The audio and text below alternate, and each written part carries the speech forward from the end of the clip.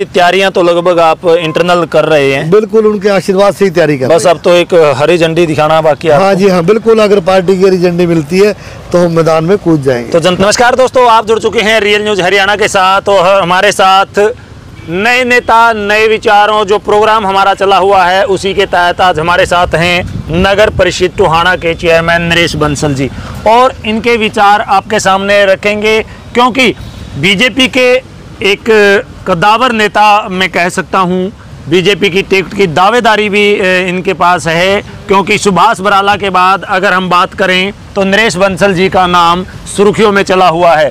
और हम पहुंचे हैं हर्बल पार्क में, यहाँ नरेश बंसल जी हमारे साथ हैं। नहरों की नगरी है, पास से नहर गुजर रही है। तो नरेश जी, सबसे पहले रियल न्यूज हरियाणा पे आपका स्वागत है। धन्यवाद जी, और आपके चैनल का बहुत बहुत धन्यवाद जी। हम सबसे पहले नरेश जी शुरुआत करते हैं कि आपका राजनीति में आने का उद्देश्य क्या था, क्यों राजनीति में आए? क्योंकि बढ़िया आपकी दुकानदारी चल रही थी, बिजनेस बढ़िया चल रहा था। मैं आपको बताऊं कि मेरा परिवार पहले से ही जी राजनीति में था जी। मेरे फादर साहब श्री टेकचंद जी 1987 से लेके 2000 तक नगर परिषद में पार्षद रहे जी, वाइस प्रेसिडेंट भी रहे बीच में 2 बारी, और 3 प्लान लगातार ये अपना एमसी रहे। और मेरे फादर साहब 2 बार अनाज मंडी एसोसिएशन के प्रधान रहे जी, 1 बार लो एसोसिएशन के प्रधान भी रहे, और मैं भी अनाज मंडी एसोसिएशन का प्रधान रहा हूँ। तो ऐसी बात नहीं है, खून में है राजनीति जी जी। और अब आपको पता है कि जनता ने इतना प्यार दिया 2022 में जी। मैं करीब 5000 वोट से शहर से चुन के चेयरमैन नगर परिषद टोहाना बना हूँ जी।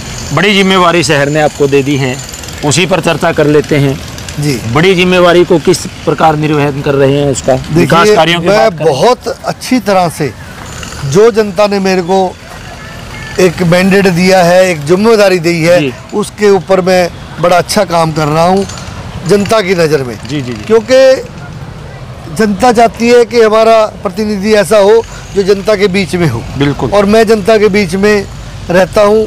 शायद नगर परिषद के इतिहास में कभी भी इतना काम ना हुआ हो। पहले 2 साल जो मेरे गुजर चुके हैं, कम से कम 25 करोड़ के करीब हमने काम करवाए हैं। और इस साल 2024-25 का जो हमारा बजट है वो 20 करोड़ का 1 साल का बजट है। इसके अलावा मैं आपको बता देता हूँ कि जो 10 कॉलोनी सरकार की तरफ से हमारी नई अप्रूव्ड हुई है, 13.5 करोड़ के टेंडर हम इसके भी लगा चुके हैं जी।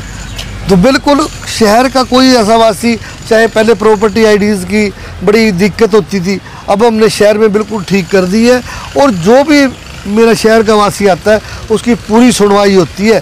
पहले नगर परिषद में आपने देखा था जिंदाबाद मुर्दाबाद के नारे हमेशा लगे रहते थे। जी जी। 2.5 साल से कोई भी ऐसा कार्य नहीं हुआ कि मेरी टहर की जनता मेरे से नाराज। प्रतिरोध नरेश जी चलते रहते हैं, उनको लेके आप क्या कहेंगे? देखिए, क्योंकि कितना भी विकास अगर हम करें तो उसमें देखिए विकास तो कम ही रहते हैं, उसको लेके क्या कहेंगे आप? देखिए, विपक्ष का तो एक कार्य है जी कि कोई भी काम हो उसके ऊपर छीटाकशी करनी या आरोप लगाना, लेकिन मैं चाहता हूं कि मैं जनता के बीच में जाऊं। जनता अगर मेरे पे आरोप लगाती है ना तो जनता का आरोप मेरे सिर मत थे जी जी। लेकिन पार्षद जो विपक्ष के हैं उनका तो एक काम है, विपक्ष का तो आपको पता है काम होता है, और वो विपक्ष तो वाले तो ऐसे ही करते हैं। ऐसा कोई मैं काम नहीं करता कि ताकि मेरी शहर की जनता। कभी ऐसा भी हुआ है कि विपक्ष ने कोई ऐसा मुद्दा उठाया हो जो आपको भी लगा हो हाँ ये विपक्ष ने सही उठाया और उस पर आपने कार्य किया हो? नहीं, ऐसा कोई मुद्दा नहीं है, क्योंकि हम पहले ही ऐसा लगा के चलते हैं कि शहर के अंदर डेवलपमेंट का काम होता रहे जी। और हम बिल्कुल सुचारू रूप से, जो मेरी टीम है बिल्कुल लगी रहती है, कोई भी पार्षद हो।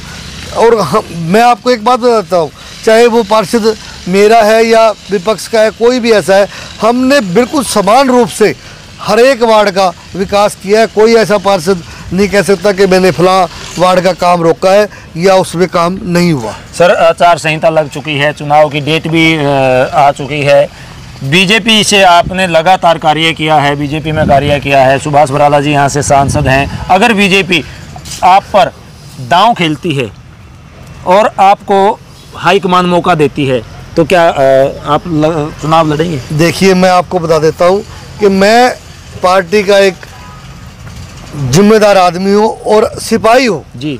अगर हाई कमान मेरे पे विश्वास रखता है। माननीय सुभाष बराला जी का नेतृत्व मेरे को कहता है कि आप इलेक्शन लड़ो, तो मैं बिल्कुल जनता के बीच में जाऊंगा, अपनी पार्टी की नीतियाँ रखूंगा और अपने पर्सनल विचार रखूंगा, ताकि लोग जनता के बीच में जाके मुझे ऐसा महसूस ना हो कि मैं कोई दूर से आया हूं और जनता का प्यार मुझे भरपूर मिलेगा। क्योंकि जब आपका चुनाव चल रहा था, नगर परिषद की बात करें, शहर के अंदर काफ़ी कसमकस माहौल बना हुआ था। अब आप हल्के की बात कर रहे हैं, विधानसभा का चुनाव लड़ने की बात कर रहे हैं। अगर पार्टी पर विश्वास करती है और जनता आपको आशीर्वाद भी दे देती है, तो टोहाना से निकलकर हल्के के लिए क्या जो रोड मैप है वो तैयार करते हैं, वो क्या है आपकी नज़र? देखिए, मैं आपको बताना चाहता हूं कि मेरे दिल में मेरी टोहाना की जनता के लिए बहुत कुछ प्लान है कि मैं भी टोहाना के अंदर ये ला दूं, ये ला दूं, ये ला दूं। जी। बहुत से प्लान ऐसे हैं कि मैं वो उन कामों पर करने का प्रयास करूंगा, क्योंकि भारतीय जनता पार्टी के टाइम में पहले भी बहुत विकास हुए हैं। सुभाष बराला जी ने बहुत काम किए हैं और आगे भी जो उनके अधूरे कार्य है हम वो पूरा करने का, बिल्कुल जनता के बीच में जाके जनता का आशीर्वाद मिलेगा तो पूरे के पूरे काम डेवलपमेंट के टोहाना को चमकाने का काम करेंगे। नरेश जी, आप लगातार जा रहे हैं, लोगों के बीच में जा रहे हैं, गांव शहर में जा रहे हैं, लगातार आपका उठना बैठना रहता है, तो किस प्रकार का जो समर्थन है वो आपको मिलता है? देखिए, मुझे पूरा जनता का आशीर्वाद मिल रहा है, समर्थन मिल रहा है। और मैं आपको ये बताना भी चाहता हूँ कि जनता चाहती है कि सुभाष बराला जी के बाद अगर पार्टी में टिकट आप मिलनी चाहिए तो नरेश कुमार को मिलनी चाहिए। तो अगर पार्टी का आशीर्वाद मेरे साथ रहा तो मैं बढ़िया तरीके से चुनाव लड़ूंगा। कभी चर्चा की है बराला जी से आपने? बिल्कुल बराला जी से आशीर्वाद, उनके आशीर्वाद से ही चुनाव लड़ेंगे। और वो कई बार कह भी चुके हैं कि आप आगे बढ़ो, पार्टी आपके साथ है, बराला जी भी साथ है। बिल्कुल बराला जी के साथ, बराला जी हमारे साथ है और हम बराला जी के साथ। यानी कि तैयारियां तो लगभग आप इंटरनल कर रहे हैं? बिल्कुल, उनके आशीर्वाद से ही तैयारी कर रहे हैं। बस अब तो एक हरी झंडी दिखाना बाकी है। हाँ जी हाँ, बिल्कुल। अगर पार्टी की हरी झंडी मिलती है तो हम मैदान में कूद जाएंगे। तो जनता से क्या अपील करेंगे? मैं तो जनता से यही चाहता हूँ कि भारतीय जनता पार्टी की नीतियों को देखे। जो भारतीय जनता पार्टी ने पिछले 10 साल में प्रत्येक वर्ग के लिए जो काम किया है और उन कामों को लेके हम जनता के बीच में जाएंगे और जनता का आशीर्वाद हम प्राप्त करेंगे। जी, तो ये हमारे साथ टोहाना से नरेश बंसल जी थे और इन्होंने खुलकर अपनी बात रखी है और तैयारियां कर चुके हैं। हरी झंडी मिलना बाकी है और हरी झंडी मिलते ही विधानसभा के अंदर तहलका मचा देंगे, क्योंकि 25 करोड़ बताया आपने, टोहाना का विकास करवाया है 25 करोड़ रुपए से। तो क्या लगता है, हम मान लें कि 25,000 करोड़ का विधानसभा में भी बिल्कुल। उस टाइम तो देखो जी, पूरे इलाके का हमने एक सर्वे भी कराना है और जो अधूरे काम है बेसिकली जाखल के, जाखल मंडी में मैं 2-3 बार गया हूँ, तो जाखल मंडी के काम काफ़ी सुभाष बराला जी के बाद काम नहीं हुए। उसमें थोड़ी सी अधूरापन है, या चाहे वहाँ हॉस्पिटल का हो या मंडी का काम है, तो हम जाखल मंडी का भी पूरा काम करवाने का प्रयास करें। जी, धन्यवाद नरेश जी। और लगातार आप कमेंट सेक्शन में जाएं, कमेंट करें, बताएं कि ये जो वीडियो है आपको कैसी लगी, क्योंकि लगातार हम नए नेता, नए उनके विचार हैं वो आपके सामने लेके आ रहे हैं। तो आज हमारे साथ नरेश बंसल जी मौजूद थे। तो आपको कैसी लगी ये रिपोर्ट, कमेंट सेक्शन में जाएँ, कमेंट करें, शेयर करते रहें। फिर मिलेंगे नई अपडेट के साथ, तब तक के लिए जय हिंद, जय भारत।